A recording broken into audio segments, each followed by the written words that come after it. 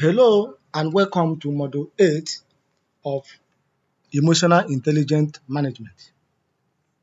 This module focuses on social skills and relationship management. That is the act of influencing connection. By the end of this module, students should be able to define social skill and relationship management. Students should also be able to identify key elements and practical strategies in relationship management. Students should also be able to understand conflict management and resolution model. Students should also be able to learn how to build relationship for effective leadership. And finally, students should be able to recognize the benefit of social skill and relationship. Now let us look at the meaning, the content model, which include meaning and element of social skill and relationship management, strategy for managing relationship, conflict management and resolution, relationship building for leadership, and benefit of strong social skill before we now draw our conclusion.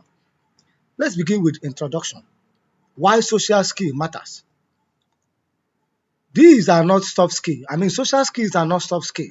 They are power skill, which is fundamental to emotional intelligence and human interaction that shape how we connect, collaborate, and communicate with others. It is critical for effective leadership and teamwork. It is also critical for building trust and influence. It is as well critical for navigating diverse environments, which will help us achieving personal and professional goals.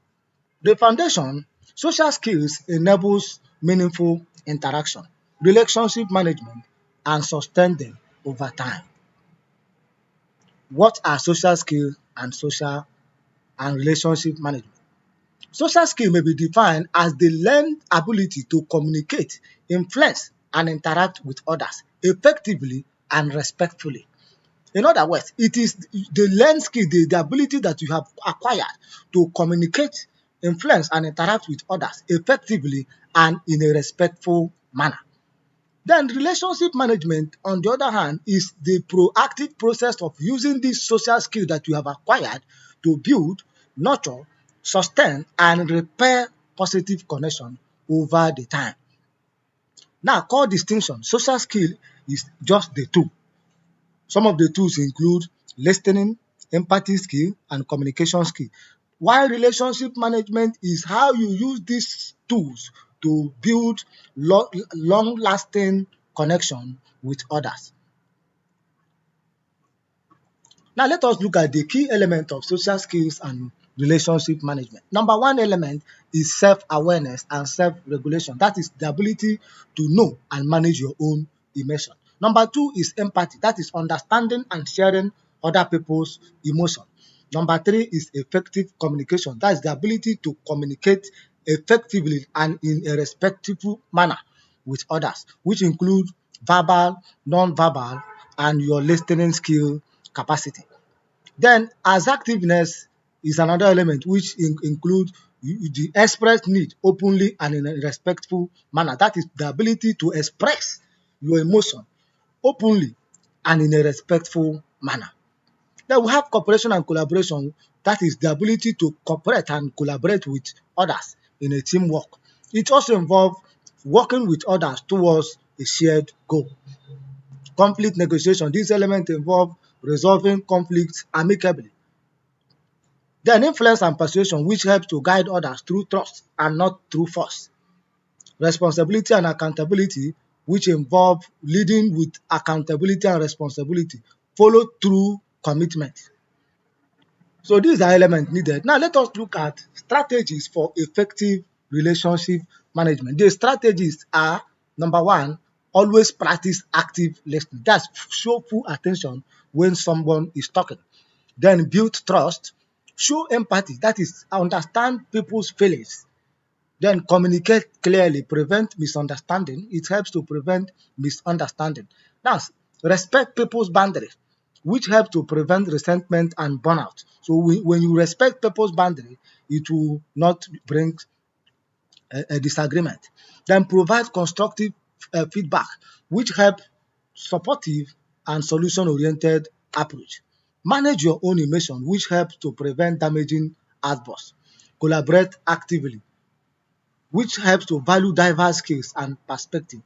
Always show appreciation, which involve acknowledging a little contribution from others.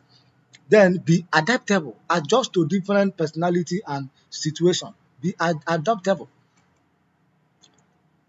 Now, offer support, which is number 11. Always be ready to help others. Be culturally sensitive, which promote inclusiveness. Solve problem together, which helps to foster ownership and stronger connection. Follow through, which helps to maintain credibility through consistency. Address conflict calmly, which focus on issue and not personalities. Now, understanding conflicts, their types and source. What is conflict? Conflict is natural. It is always a natural occurrence which involve a disagreement between people in social interrelationship. It can be constructive or destructive. Some of the sources of conflict include poor communication, competing value, scarce resources, and personality clash. So these are some of the factors that can result in conflict. Conflict types. Conflict may be internal, that is intrapersonal, that is conflict within an individual. We have interpersonal, this is conflict between two or more persons. We have intragroup, this is conflict within a group or a team. We have intergroup conflict, which could be a conflict between department or organization. Now let us look at constructive versus destructive conflict. A constructive conflict focus on the issue, seek collaboration and improved understanding. While destructive conflict, on the other hand, becomes too personal. It creates win and lose a scenario which damages relationship. Now, let us look at conflict management style. According to Thomas Kieman model, who formulated 5 behavioral approach. Number one is competing, which involves taking quick decision which may damage relationship. Number two is collaborating. This method involves win-win solution which integrate viewpoint. Number three is compromise. Compromising, which is expedient but may leave value unexplored. Under this type, one of the party may decide to compromise, let the other win. Then avoidance is a model that involves avoiding the conflict entirely. Then accommodating model involves accepting the conflict, which preserve harmony by yielding. No best style, no style is the best, but it is based on situation and the relationship importance. So there is no best format in managing conflict, but rather it depends on the situation on ground and the importance of the relationship. Now let us look at a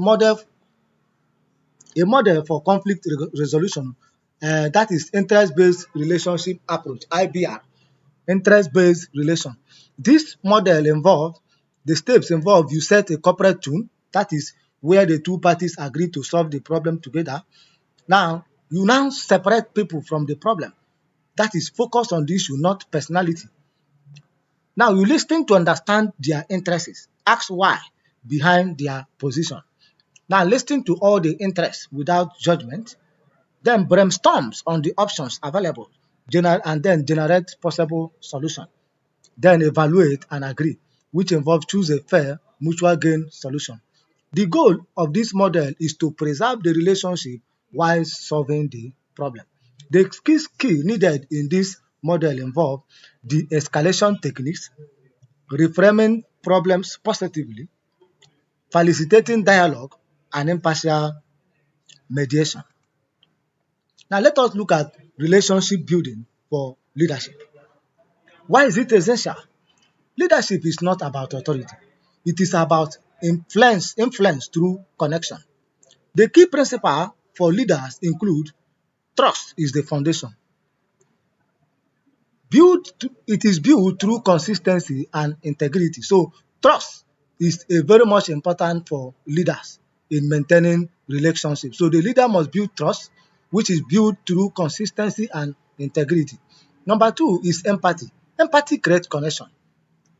So you have to understand individuals' motivation. So the leader should be able to understand the individual's motivation. That is empathy. Then listening, active listening show value. So the leader should possess active listening, which make people to feel heard and respected. Then psychological safety unlock potential. So the leader should provide psychological safety in a working environment where the teamwork can express themselves without any fear. Now, practical action for leaders. The leader should always ensure to schedule one-on-one check-in, give personalized recognition, model vulnerability and authenticity, and then empower and delegate to show trust to the teamwork members. Having known that, let us look at some of the benefits of strong social skills. The benefit of strong social skills can be viewed on the personal side and professional advantage. On the personal side, that is for individual, it helps to improve communication and confidence. Number two, it helps to build stronger personal and professional network, that is relationship. Now, it also enhances motivational intelligence of the individual. It creates a greater career opportunity and advancement. So these are the benefits to the individual. Now, as for the team and organization, it helps in better collaboration and innovation. It also helps in higher employee engagement and morals. It also helps in effective conflict resolution. Strong social skill is also helps because it is positive, inclusive workplace culture. It helps to inculcate positive workplace culture, which will in turn helps in overall increase in productivity and team performances. Therefore, strong social skills are powerful skills that drive success. Having known that, let us look at a practical scenario of strong social skills and weak social skills in leadership. Let's look at this situation. Two talented team members are in a heat disagreement over project direction, causing them tension. Now, the response of a low skills leadership may include he may take a side or impose a top-down decision. The low skill leader may ignore the interpersonal friction. The result of this action will result in resentment, disengagement, and soil the work. But as for a high skill, that is emotionally intelligent driven leader, the response may include meet individually to listen and understand each person's perception.